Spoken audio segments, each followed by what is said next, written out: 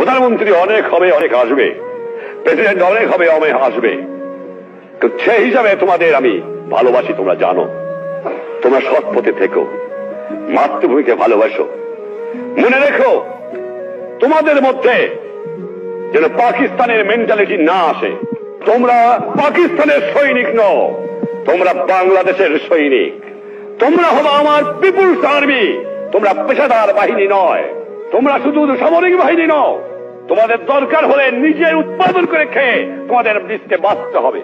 এটা হবে আমার জনগণের বাহিনী, এটা হবে পিপুলস আর্মি।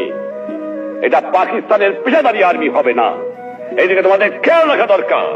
আর যেখানে অন্যায় অবিচার দেখবা, চরম আঘাত করবা, ন্যায়ের পক্ষে দাঁড়াবা, গুরুজনকে মেনো, সৎ পথে থেকো, শৃঙ্খলা রেখো, তাহলে জীবনে মানুষ হতে পারবা। একথা তোমাদের ভুললে চলবে না।